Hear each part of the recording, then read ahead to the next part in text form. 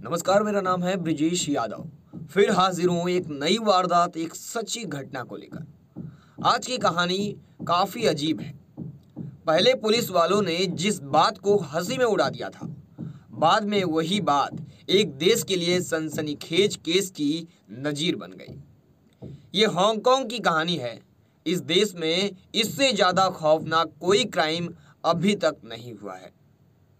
आज भी ये कहानी सुनकर लोगों के रोंगटे खड़े हो जाते हैं। मई 1999 से कहानी की शुरुआत होती है। 14 साल की एक लड़की पुलिस स्टेशन पहुंचती है और कहती है, मैं बहुत परेशान हूं, एक भूत मुझे सता रहा है। ये सुनकर पुलिसकर्मी लड़की का मजाक उड़ाने लगते हैं, मजाक बनाते हैं।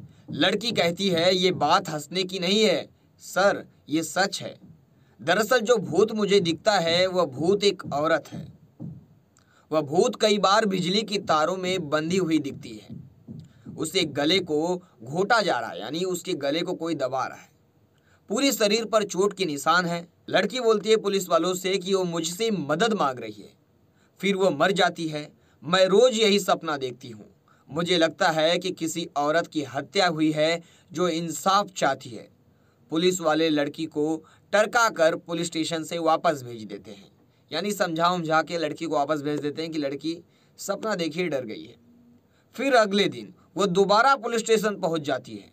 पुलिस वालों को बच्ची की बात पर यकीन नहीं हो रहा था, लेकिन तभी 14 साल की बच्ची ऐसी बात करती है कि पुलिस वाले भी सोचने पर मजबूर हो जाते हैं।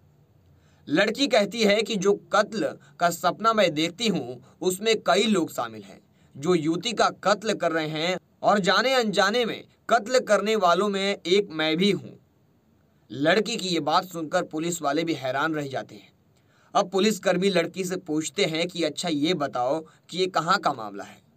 14 साल की लड़की बताती है कि कोवलून जिले के अपार्टमेंट के एक फ्लैट में ये कत्ल हुआ था।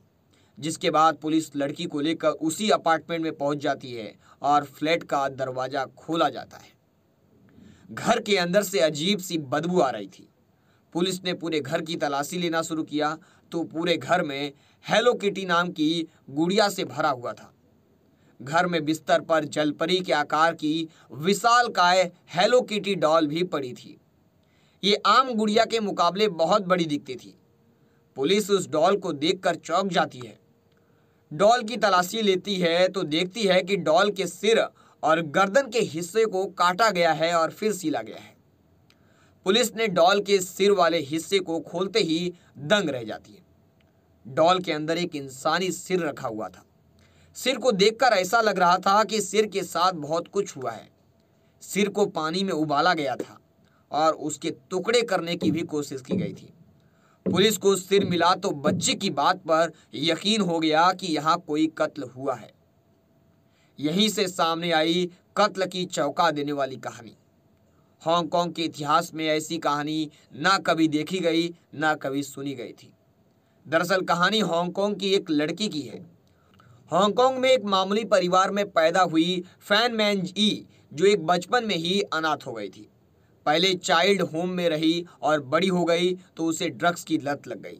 ड्रग्स की लत को पूरा करने के लिए जिस्म फरोशी के धंधे में आ गई। इसी दौरान उसे लगा कि जिंदगी ऐसे नहीं चलेगी तो उसने नाइट क्लब में नौकरी कर ली। इसी दौरान उसकी मुलाकात जॉन मैन लॉक से हुई, जो कि एक ड्रग डीलर था। यही वजह थी कि दोनों में दोस्ती हो गई। सब कुछ ठीक चल रहा था। तभी 1997 में अप्रैल में फैन मैन की जिंदगी में एक तूफान आ गया। जब फैन मैन ई एक लॉक के घर गई थी, चैन मैन लॉक बाथरूम में था। इसी दौरान फैन ने लॉक का पर्स चोरी कर लिया। लॉक के पर्स में करीब 4000 अमेरिकी डॉलर रखे थे। लॉक को पता चला कि उसका पर्स फैन मैन ने ही चोरी किया है तो उसे बहुत गुस्सा आया। वो ड्रग डीलर था, अपराधी किस्म का तो था ही, लिहाजा उसके कई शूटर्स भी थे। लॉक ने शूटरों से कहा कि फैन मैन को किडनैप कर अपार्टमेंट लेकर आओ। लॉक ने फैन मैन ई से कहा कि पैसे वापस करो और अब तुम हमारे लिए जिस्म फरोशी का धंधा करोगी। अब फैन मैन ई को एक फ्लैट में कैद कर दिया गया। लॉक अपने साथियों से फैन मैन ई का रेप करवाने लगा, उसे बंधक बनाकर मारपीट करने लगा। दिन में लॉक के गैंग के कई सदस्य कई बार रेप करते थे, सिर को पंचिंग बैग बनाकर पीटते थे, फैन मैन ई को सिगरेट से जलाते थे। इसी दौरान 14 साल की एक लड़की आहा फोंग भी जिस्म फरोशी के धंधे में आ गई थी।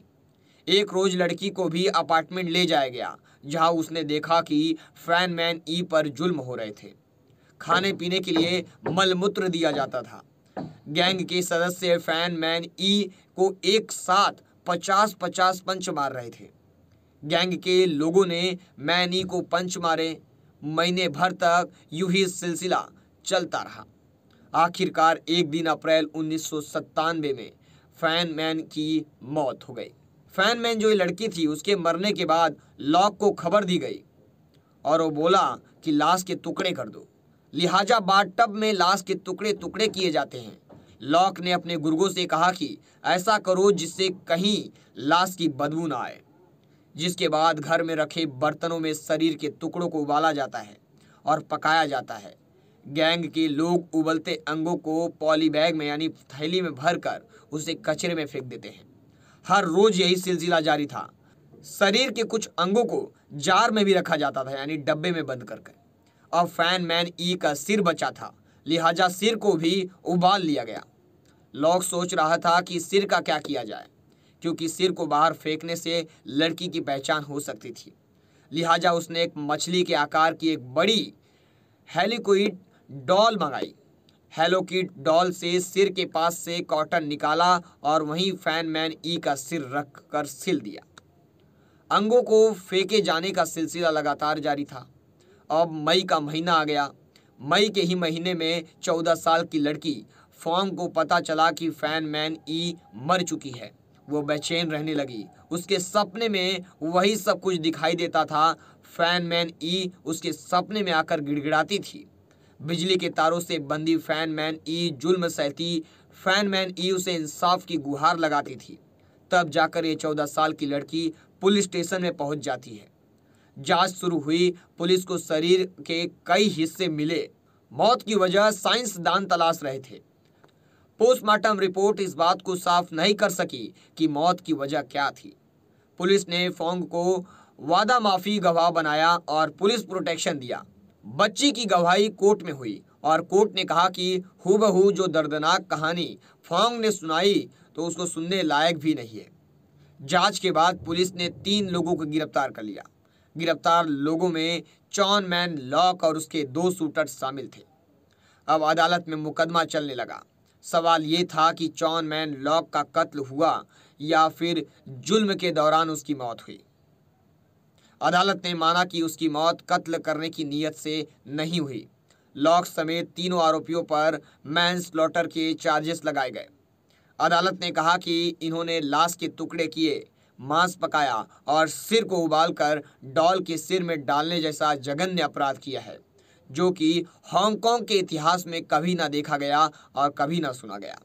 सभी सबूतों और फोंग की गवाही के बाद अदालत ने तीनों आरोपियों को उम्र कैद की सजा सुना दी। दरअसल इस कहानी की शुरुआत भूत से हुई थी और पुलिस की जांच में पूरा सनसनीखेज खुलासा हुआ।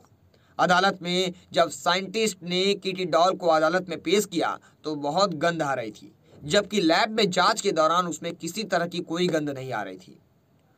दूसरी चौंकाने वाली बात यह कि जब अदालत में बहस चल रही थी तो कत्ल के चार्जेस नहीं लग सकते थे और बचाव पक्ष तीनों आरोपियों को बेकसूर बता रहा था, तभी कोर्ट की लाइटें तेजी से जलने और बुझने लगी थी। अदालत में सुनवाई के दौरान कई महिलाएं भी शामिल होती थीं।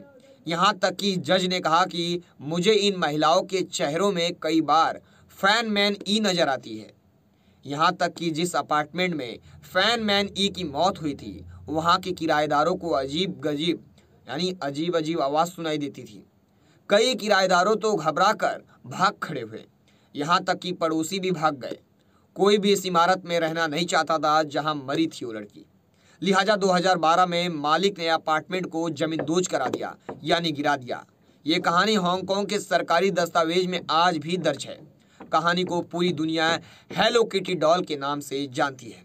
ये कहानी आपको कैसी लगी हमें कमेंट सेक्शन में जरूर बताएं। फिर मिलेंगे एक मजेदार और एक सच्ची कहानी, एक नई वारदात के साथ। तब तक के लिए जय हिंद।